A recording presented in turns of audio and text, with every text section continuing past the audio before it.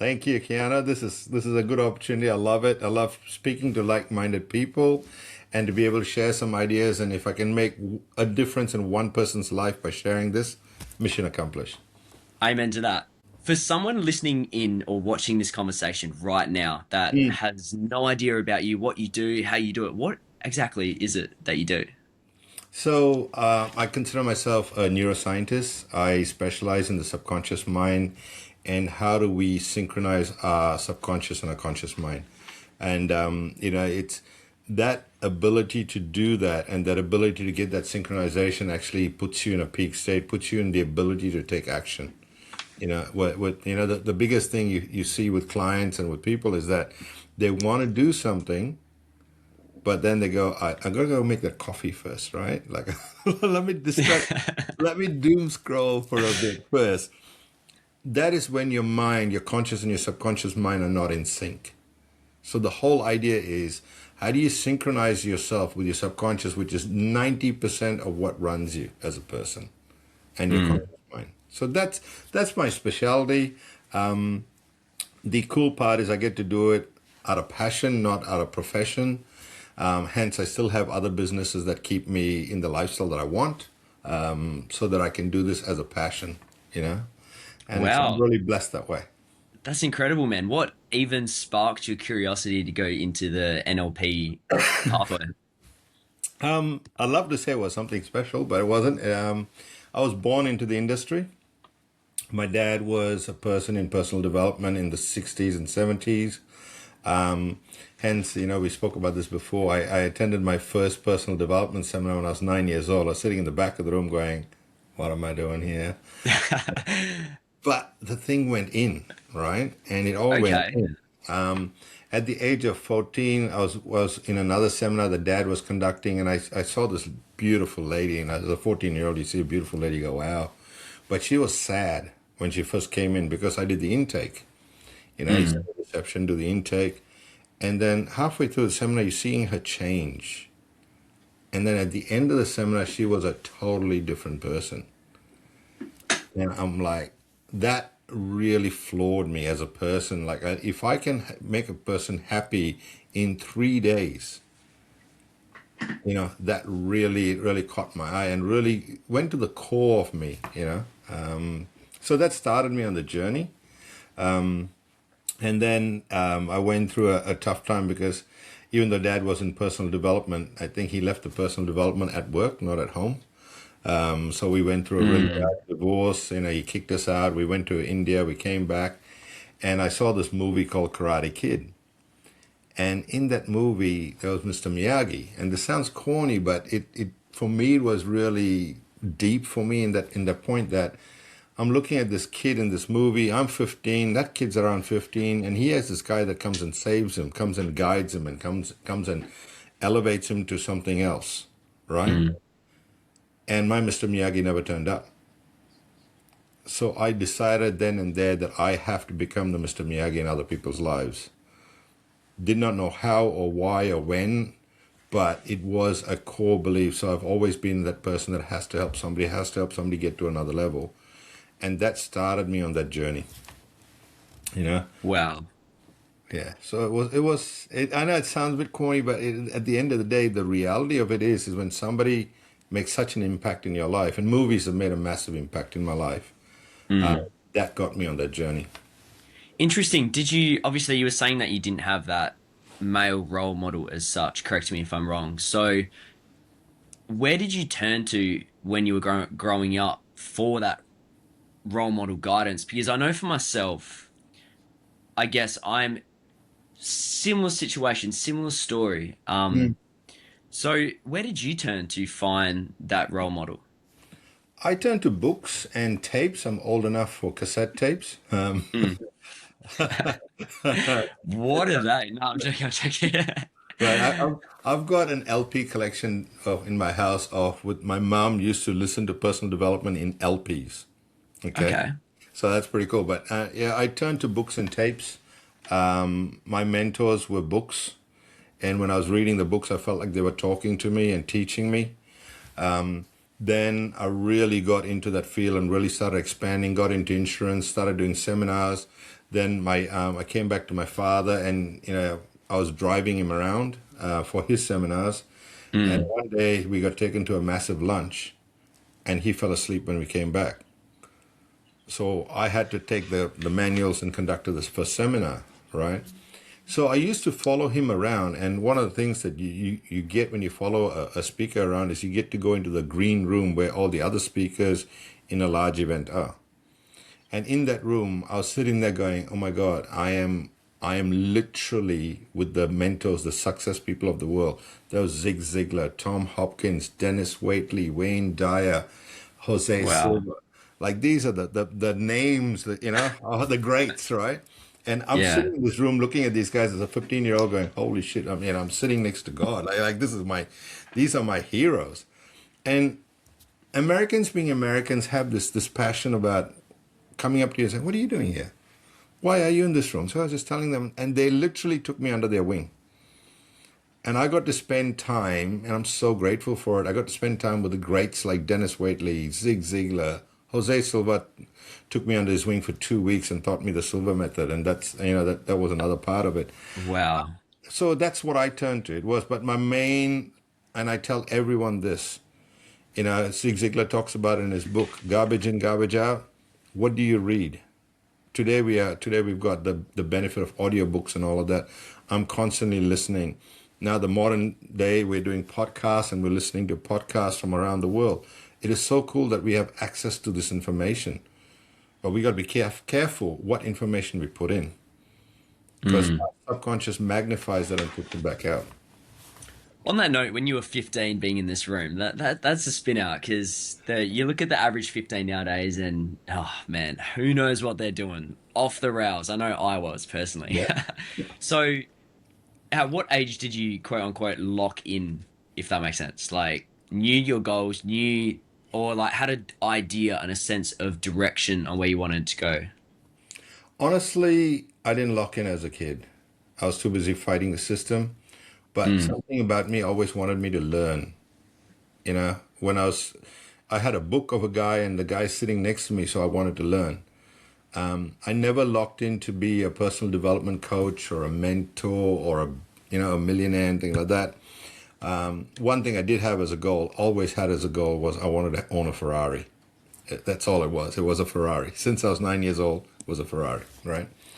And one of the questions I grew up in Malaysia, so I used to ride a scooter, and every time I see a Ferrari go past, I'll just chase it. No matter what I had on, I would follow the damn thing to where it goes. And it was an obsession. But one of the questions I learned early in the piece, which really served me well, is what does that guy know that I don't? What is he doing that I'm not? That he Mm. gets to drive a Ferrari and I'm on a, $3,000 scooter, right? So that became it. My true lock-in. So I then went and played professional tennis to run away from my dad. But I used everything I learned in tennis, and I grew up very quickly, became world ranked. But my shoulder gave way. My mind was strong. My shoulder gave way, so I had to give up tennis. And that's when I started to think about what I wanted to do in life and how I really wanted to help in. So if you say locked in, probably about 22, 21, 22 is when I really locked in and say, okay, this is my vocation. This is what I want to do. This is my contribution to the world and myself. Mm. Um, Yeah, that's incredible. So back to the Ferrari situation because I know I'm gonna have an Aston Martin, but yeah. it's only a matter of time. So I, I every time I see Aston Martin, it's a car that people who know it respect it. It's not that like wow type thing. mm, But your point on you wanted to find the answer on what these people were doing different. Did you end up finding that answer when you yeah. were looking for it? No. That answer came to me a lot later. But what it did do was it kept me on this thirst, this constant thirst for learning, right? Mm. I just constantly was trying to learn because I was trying to figure out how these guys are smarter than me. I was constantly looking for how are these guys smarter than me? What do they know I don't know? So when you have that thirst and all you're doing is reading. And I was fortunate enough, my dad had like thousands of books in personal development, you know. Mm. So I used to pick up books. And one of the things that I really recommend to anybody in life, it's not whether you finish the book cover to cover. Even if you read 2 pages, implement the 2 pages. That is the most important lesson you'll ever learn. You know, it's actually taking action, implementing what you learn straight away. Not tomorrow, not day after, straight away. Or try and teach it Mm. to someone. And then years later, I started building a reputation, and when I truly locked in, I met a guy called Tony Robbins, and I went and he invited me to a special seminar he had in his resort in Fiji, and that was really cool. I got to meet some really cool people there, Wow. and that's when I really, I up until then I wanted to help people and I was helping people. That's when I realized I could help people because Tony came up to me and said, "Look, I want you to be a trainer with me. I want to train you up and I want you to be a trainer with me." And he personally spent a lot of time with me training me up. But I had a young family at that time, so I couldn't really commit 38, 48 weeks on the road with him. Mm. Um, Oh man, that's a real tough decision, eh? oh, God. Oh. What was the like? I'm intrigued. So obviously, you got close with Tony Robbins, and he wanted you to join the team, which is incredible. He Like, wanted what me to be thoughts? one of his trainers because his wife at that time, Becky, I still am friends with Becky, and she's such a beautiful soul. Um, Becky saw me doing a one-on-one with one of the trainers, Mm. and I picked up stuff that guy was going through that no one else picked up. Tony might have, probably definitely would have. And so I did a session, and that guy went and told Becky what I did for him. So then Becky got me to do a session for all the volunteers and trainers, but it was a setup because I'm standing there talking to this guy, jamming, and you're in a room with positive people, their energy's bouncing off you, and you are jamming, you're having a great time. Like, wow, like this was really cool. And then suddenly the energy in the room went, oh, I'm like, oh, whoa, what happened? Like, did I say something wrong? I didn't swear. You're going through all of that, and the book Mm. was right behind me. So Tony came out, and when he stood, everybody's like, "Oh, Tony's in the room, right?" Then I turned back, and there he was, and he puts his hand on my shoulder. I said, "Keep going," and then we jammed together, which was so cool. Like we actually jamming together, did the session, and then he invited me back to the chalet and said, "Look, you've got a gift, you've got a talent. I want to develop it. I want you to be part of my group." And that gift and talent was that the art of being up on stage and communicating with passion.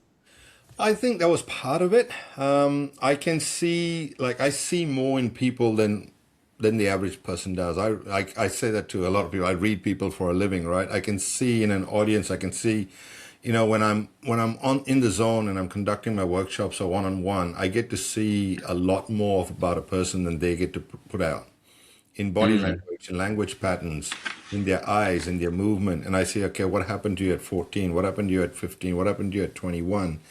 And that is something that Tony does really well, a lot better than me. But I had the similar talent to him. And that, when you're on stage and you're helping people, that is super powerful, you know? Wow. So obviously Tony wanted you to like join the team and he wanted to coach you. So and you couldn't commit because of family commitments. Yeah. What was the mindset like making this decision? Because I know something that intense can mentally confuse you so much. Dude, I was devastated. Oh man. I was devastated. So I remember coming back from Fiji, get home, my wife is there, and I go and say, "Look, Tony wants us to move to his castle in Santa Monica, California." She goes, "What?" I said, "Tony wants us to move to America. He's going to put us up in his castle. He's going to train me up. Everything's provided for all of us. It's all good. I'm not leaving Australia." And so she made me Wow. choose between him and her and the kids, and I chose her and the kids. That just shows the values though. But oh man. Oh, man. I feel the like the oh man, this is that's a hard decision. I It mean, was tough. was it? It was tough. So God, it was tough. I if you was could devastated for months.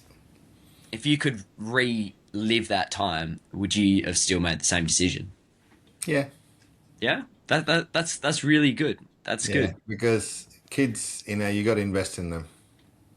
Mm. And me living in America, abandoning them for a career is not the example I wanted to set. No way. Amen. And Amen to that. that's not the Mr. Miyagi that I wanted to be. You know what I mean? So Still no, having that in the back of your mind. Man, yeah, that's incredible. yeah. Marshall, I have this card game I would like to play with you. So, we got Okay. three cards. I Yep. don't know what these questions are. Right. Same with you. We've not prepared this or anything. I didn't even mention this in the pre-podcast call. So, No, you didn't. Yeah, but anyway, fire away. surprise. So, I Cool. would like you to pick one of these three cards and I'll get you to answer it. And it's a question just for me to get to know you more and same with the audience. All right. Cool. Pick the middle one. Middle one. Cool. What's something you think people tend to assume about you when they meet you for the first time? Wow, that's a good one. Usually, it's very understated. People like they look at me because I'm not broke, and I'm not a high jumping, vivacious, like loud person. Usually, they like, who is this guy? And then they start talking to me, and then they discover that I actually have some substance. So that's the first thing that people see about me. And When then you it, say substance, tell me well, more. so when I start talking to them, or they ask me a question, or I give them a couple of tidbits about their life or whatever's going on, I can pick up in their body language and their chat and what they're facing. They go, oh, and there's always an oh moment. Oh, they're like, oh, this guy, who is this guy? Oh, like so that's pretty cool. I love that. Yeah, interesting. Okay, is there anything else with how that's developed over the years, or is has that been the main thing? Look, early in the piece, I was very when I was younger. You're a lot more robust, and you're always in a sales mode. You're always trying to sell yourself. So I used to put a lot of people off, right? So I'd start off the bat selling. It's like, hey, always be selling. There's a movie that says that always be selling. So I'm always selling, selling, selling. And I was stepping out there, like always selling who I am, what I can do, and all of that. And I evolved over the years to I let people ask me who I am. I let people understand who I am and what I can do for them, and how I can actually elevate them to another level. Interesting. Okay, I guess that leads into the business sides of things. So, you have scaled multiple companies and taken, as I mentioned, a lot of risk on board. No risk, no reward. But in '08, you encountered one of the biggest challenges of your life. I would like, let's go back in time and I would like you to express what this moment in your life felt like and what did it look like, most importantly. All right, I'm gonna be 100% honest with you. All right, on this, Yeah. because of your audience, and they need to hear it with what's coming in the world right now. So 2007, September 2007, I lost about 390 million in 27 days. The world saw GFC hit in 2008. It hit me in 2007 How come it hit you earlier? because we were in financial services, so our money dried up. So Ah, literally, we lost funding. The big banks that I had properties with lost funding, and I was getting calls. You need to pay us back within 27 days. I lost $500,000 on the stock market because I backed a bank called Macquarie Bank. And to be honest, mate, and this is the part that's a hard part to say, but it's also, I think people need to know this. I went home that day. My wife was drunk, passed out on the floor. My baby girl was in the cot. And I went home basically to say goodbye to the world. I had a $2 million insurance policy. I literally went home to say goodbye. And seeing my wife, the state that she was in, seeing my baby girl, I said, no, I can't do this. I have to pivot. I have to find a way. I have to survive. I have to come back somehow. Because even though I'll have the money, if my wife is in that condition, I just couldn't see my baby girl the way she was. We need a moment in life sometimes to make a massive decision, right? And mm, for me, that was the moment when I thought, because I literally want to go home, end my life. My family gets $2 million. They're good. Life is good, right? But it wasn't that. So I couldn't abandon my child. So it became a real turning point in my life where I said, okay, I have to survive. There's no if, no can I. I have to. And then I turned I have to survive into I have to thrive. Because I survived for a fair few years, and that's horrible. And then I decided I have to Mm. thrive. So I didn't mean to make this Wow. somber, but that was the reality of it.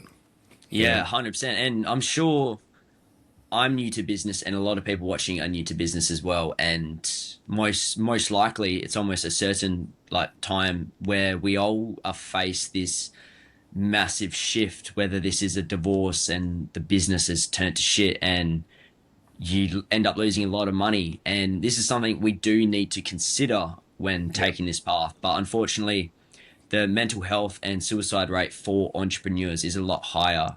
yeah. So, in your situation that you had in '08 and losing all of that and having to push through, what was the mental state like before? Because 27 days, man, that is not long at all. And it can, from obviously having a successful financial business to losing 350 million in Losing 27 everything. days. We literally lost everything.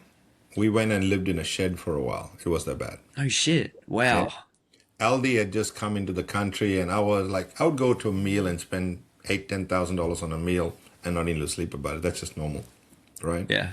So we were shopping at Aldi, and I had my two adopted kids from my first marriage, and my two adopted kids, and we'd go to Aldi, and Aldi had just come in, and Aldi was the cheap place that the poor people shop at when it first came to Australia. Mm. So we used to go and shop there, and we'll come home, cook dinner quickly, so we can turn off the lights, so we don't have to spend money on electricity. It was that bad, Wow. right? So for all of you listening there, in business, you're going to go through ups and downs. There's no question about it. Find a reason to pivot. Find a reason to pull yourself back out. Motivation is intrinsic, right? Motivation is not finding out there, oh, this is the goal. I want a Ferrari, so I'm going to get motivated by that. No, find something internal. For me, it was my family and showing my family that this is not who we are and we can rebuild, right? Mm. So if you're not a family person, then do it for yourself. If you don't want to do it for yourself, do it as an example for other people. If you're an example for one person out there who's thinking about killing themselves or thinking that they can't make it through the financial crisis that they're going through, and you are that light, you are that person, they say, oh, if Marshall can do it, I can do it. If Kiana can do it, I can do it. If you are that person, that is a good enough reason for you to turn around. Mm. You know? It is So, true. You go. so when you obviously came home and was it you were at the breaking point and seeing your partner passed out, your daughter in the cot, as you opened the door, what was the first thought? Because I can't even imagine the pressure already. Yeah. Oh, my, I wanted to give up. I went there to give up. I went there to say goodbye. And when I saw my daughter and she hadn't been changed and she was crying, yeah, there's no choice for me. It was Mm. literally, I don't know what came over me, but it was literally not a choice. I had to come back. I had to rebuild. I had to give her the life that I wanted always to give her. Did It wasn't even a choice. did you have a support system there for you when all this was happening, or was it kind of you felt alone? Very alone. Very alone, very embarrassed. Because before that happened, I was part of the A list in Brisbane, part of the A list in Sydney. I had some pretty wealthy people that I used to spend a lot of time with. Mm. And then all of a sudden, when your money dries up, you find out who your true friends are. And yeah, and I still catch up high by with a couple of the top people that I used to know then, but my core friends were my core friends. But I also, the more I talk about a problem, the more you get depressed by it. Mm. So I decided that, yeah, okay, I'll talk about it to one or two people. I'll only share my goals to one or two people. But the reality of it is, I need a push. I just need to keep on going and keep on going. And, I said movies make a big difference in my life. One of my core other movies is Rocky. And I can Yes. tell you, I will not be here if not for Rocky. Oh shit. Wow. Yeah, I will not be here because, I literally started imagining myself of Rocky taking the hits, and then he keeps coming back. Takes a hit and he keeps coming back. Gets knocked down, he keeps coming back, and that was my motivation. And it got to a point where I got so angry at the world. I said, "Give me your best shot. What else can you throw at me? Come on, bring it on, because I Mm. want to prove that you're not going to take me down." Amen to that, man. You know? Congratulations. So Thank you. the we're at the bottom at the moment. So I'm like, imagine this on a timeline. So how did you file your company for bankruptcy? Like, did the insurance cover something, or like, how did you rebuild essentially We went from 56 staff to 8 in 27 days? in 27 days. Holy shit. Yeah, that was tough. That was tough. Letting that many staff go, and then it was. I used to have an advisory board, and the advisory board member, the chairman of the board, came up to me and said, "Yo, you're done. You're insolvent. You're done." I said, "You're fired. Get out." So I just said, "You're an advisory board member, dude. If you can't see me, you don't have belief in me. Get out. You're out." Was he advising like you should close up the business? Yeah, he asked me to file for bankruptcy. And you said, no, fuck that. No, you're not doing it. No. And the more that he What? came at me, the better it was because the more he came at me, he's, "I'm gonna fucking prove you wrong. Get out. You're fired." And he goes, "Oh, I'm going to report you." I said, "Go do your best. Like, go do your best." I had 3 other advisory board members. I had to let them go, and one stayed with me. A gentleman by the name of Neville Ide, amazing guy, ex-Sun Corp. He's just is an amazing man, and he believed in me. And so, but I just thought, nah. The more you tell me I can't do something, is the more I want to do it, and I'm going to prove you wrong. So after the crazy night, and obviously you went into work, I assume, the next day. And what was the office like during Oh, it was horrible. losing 200, 350 mil? It was horrible, dude. It was like shocking. It was like I had a couple of core staff with me, and I remember one of my staff saying to me, "My marshal won't give up," and that was really cool. It brought tears to my eyes. She goes, "My marshal won't give up. Let's go. We can do this, and we can rebuild." My core staff took pay cuts, and we rebuilt. So You know, so you sold them the mission and the vision that you saw, and did they want to take the pay cuts, or is this something that you just had to do to they stay volunteered. floating? They knew we didn't have money. They volunteered straight away. They Yeah, right. literally, yeah, they're cool. Like, when you have core people like that working for you and they believe in you and you believed in them, and you're joining together to rebuild. They said, "Look, hey, give my money to that person so we can still have that person working. I'll take a pay cut." And a lot of that was going on. I'm like, wow. One of my core friends at that time, whom I thought was a core friend, who was the highest paid in the company, second to me, he refused to take a pay cut. So I knew where his values were, so we let him go straight away. Wow. Where he was one of my closest friends, and but when your values come out that way, sometimes you got to make tough decisions. You know, Exactly. So with building this business up and obviously having such a strong network, how come you just couldn't turn to, for example, like Tony Robbins and be like, man, like I need investment. I can sell you like, I don't know, shares in the company. Like and how nothing, come? brother, nothing to sell. Oh, yeah, true.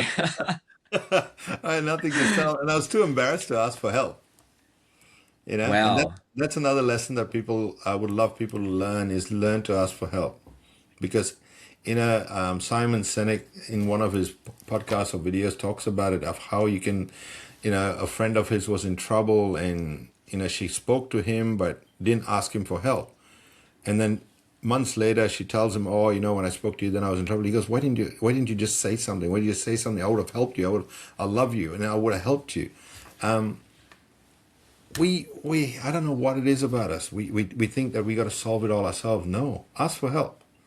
Absolutely ask for Mm. help. And the thing is, I say you're selfish when you don't ask for help. You know, Why's that? Because if I ask you for help today, my friend, I give you the opportunity to be somebody great and help me. By not asking you, I take away your happiness. I take away your ability to grow, your Good point. ability to, So I'm being selfish and saying, no, no, no, I'm too embarrassed. But you might be sitting there going, man, I can't give you money, but I'm willing to jump in there. I'm willing to be your cheerleader. I'm willing to do whatever you want. Let me jump in and help you, right? Mm. That would give you passion in your life, and you feel good. But by me not asking you for help, I'm stealing you off that gift, and I think that's wrong. Good Yeah. point. So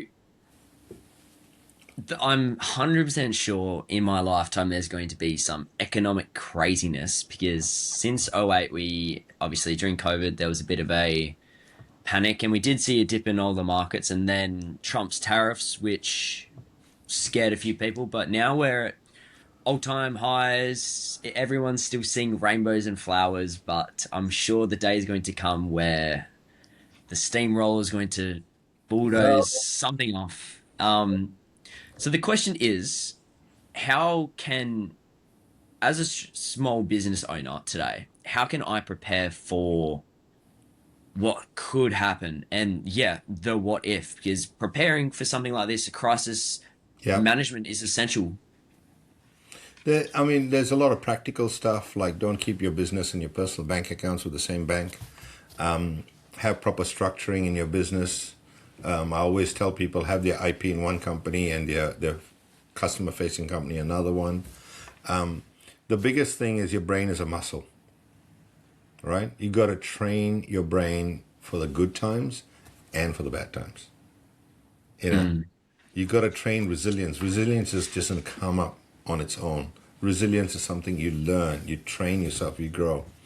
A lot of schools push you into sport, push you into doing assignments, push you into doing stuff that you don't really want to do as a kid.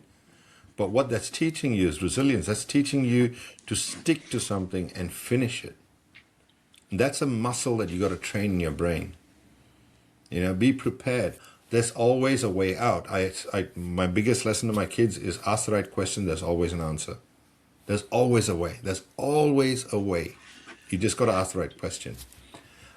But for businesses, for yourself, things aren't always going to be rosy. Okay, we're looking at a property downturn right now. A lot of people who borrowed 95% are going to be struggling with that.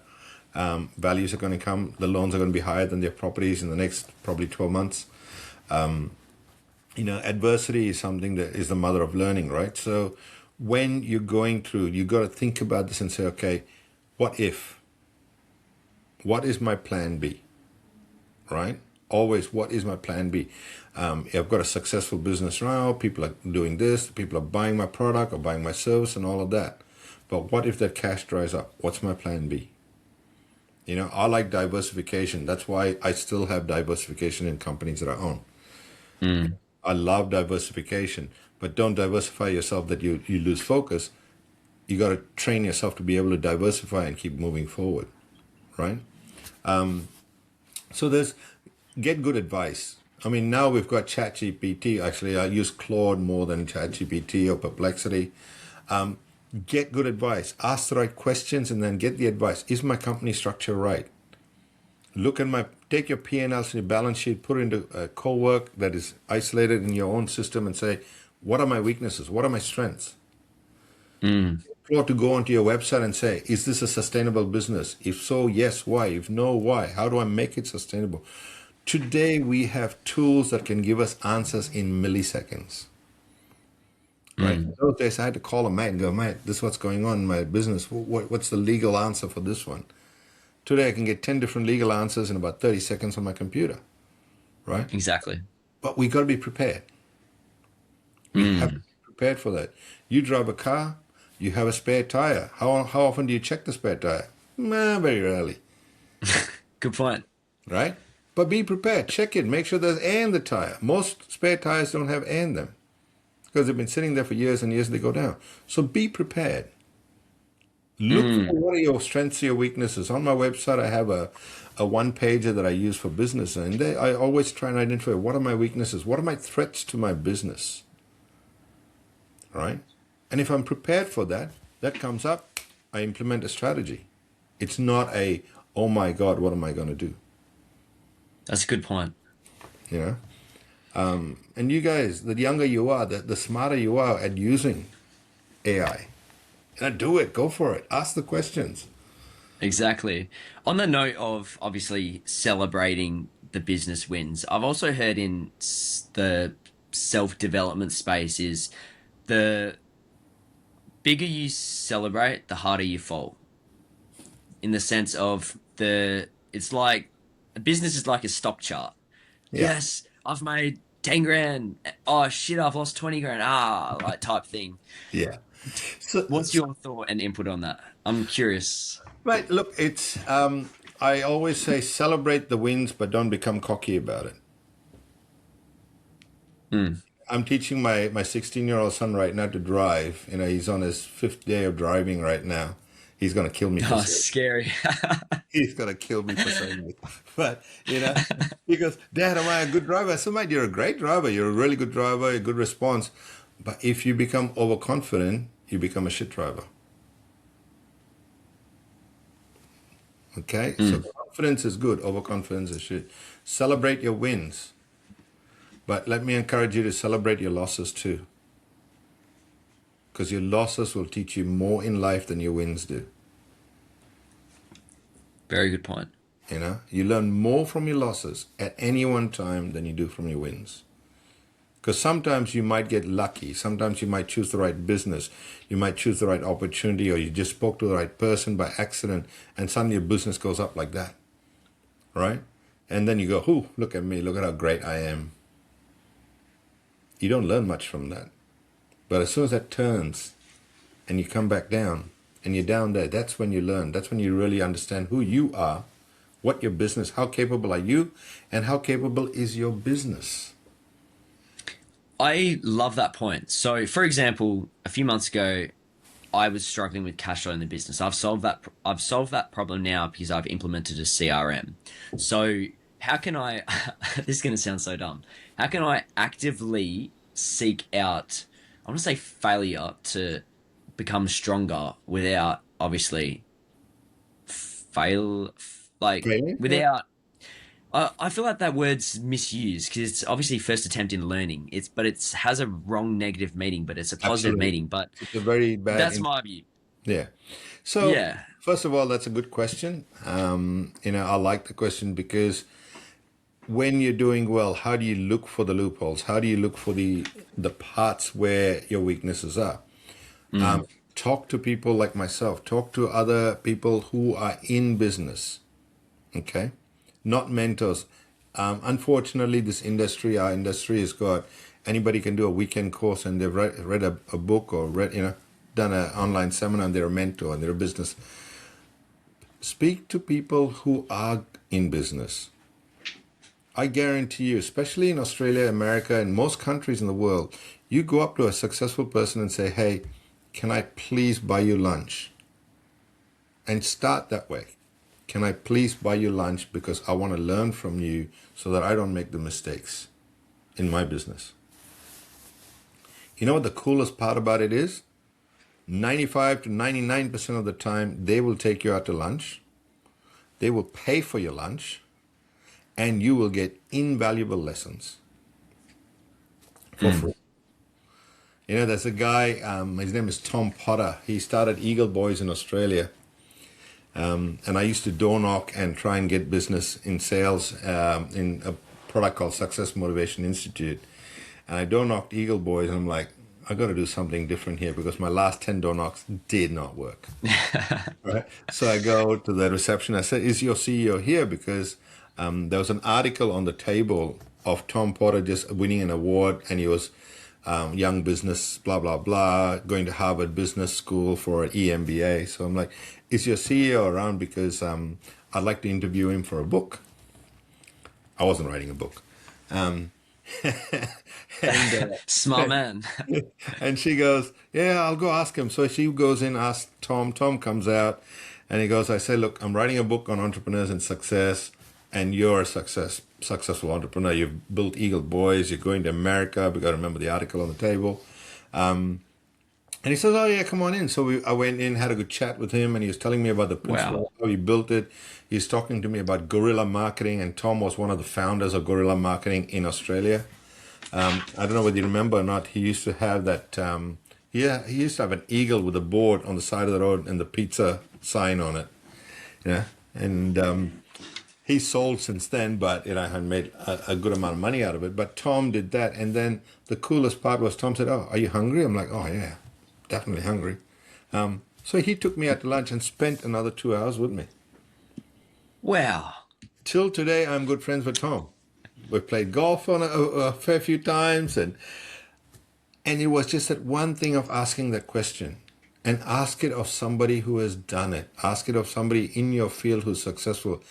Everyone I know of would love to share and help. Mm. There hasn't been a person I've come across. If I say, "Hey, can you help me?" I would just can I just buy you a coffee? I just want to learn from you. I got my hair cut a couple of days ago, and I'm sitting there, and there's another guy in the chair talking to the hairdresser, and the same thing. He's telling her about tax and superannuation. Half of it was a bit wrong, but anyway. Uh, but he's spreading the word of how to run a business, right? It's a Yeah. plumbing business. So we as human beings love to help. So Absolutely, Marsha. And I feel like that really comes out in your values too. Like your mission to be the Mr. Miyagi in someone's life. And that's, Marsha, you're a good man, man. And I'm thanks, like brother. so happy that we got connected in Yeah, same. through podcasting. And I'm super excited to build potentially something together somewhere down the line. Who knows? But Absolutely. to summarize this value driven conversation, at the start you mentioned you just want to help one person. So what message do you want to give to that one person that's watching? You deserve to be successful. Every single one of us deserves to be successful. I don't care where you were born. I don't care who your parents are, what environment you're in, whether you're abused, not abused, whether you had education, not educated. Irrelevant. As a human being, as top of the food chain, you deserve to be successful. It's in your hands. You can do it. And what does that look like or feel like? Whatever the person wants, whatever the person deems as success for them, right? For some people, Mm, success is having a great family. For some people, it's driving a Ferrari or an Aston Martin or having a $20 million company, having a $100 million company, whatever it may be, whatever success means to you. And if you really want to, this is an exercise I do with people. I'm happy to share with you guys. mm, When you want to find out what you really want in life, ask yourself the question 10 times. What do I really want in life? You'll get the first answers. Then ask it again. Then you get the same sort of answers. Ask it again. Then ask it again. Then you add nothing. What do I really want in life? And then it changes. And then you see yourself evolving. Your subconscious is getting involved. And a lot more of the truth comes out. It is so mm. powerful. It's crazy, dude. It's really, really powerful. You know, if I can give all of you a gift today, this is something I do every morning. I come down, I put my coffee machine on, I put the dogs outside to do their business, and I sit at the front door, open the door, and I meditate. Not like, kumbaya, my Lord type of stuff. Just simple. I close my eyes, go into my levels. Three things that I'm grateful for. Start your day with an attitude of gratitude. What are three things I'm grateful for? My first thing is usually my kids. I love my kids. I'm glad I might have in a good relationship with them most of the time. Sometimes not so good. They're teenagers. Yeah. You guys can be a bit painful. Yeah. But I always talk about three things I'm grateful for, right? And then I go three of my stuff that is non-negotiables. I got the non-negotiables for the day. What are my three non-negotiables that I have to do? No matter what, I have to do it.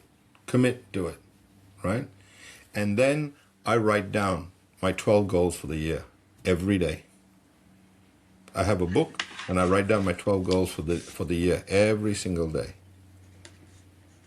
They might not be the same wording, but you see them evolving as you go. It gets more and more clearer and Mm. clearer and clearer. Now, it's a commitment. It's a commitment to yourself. It's a commitment to your success and for you to achieve and be the best that you can be. That's my gift to you all. It works wonders in my life. I hope it does the same for you. Amen. Marshall, thank you so much for this opportunity to have a conversation with you. Thank I'm you. so stoked and I've gotten a lot from this conversation and I'm looking forward to implementing this today. So, Awesome. Marshall, That's all of awesome. your links will be in the show notes below, your website, all your social media handles. So, check them out. Marshall, thank you. Thank you. I really appreciate you having me on. And Matt, I love your sincerity because I can see in your eyes you sincerely want people to do well.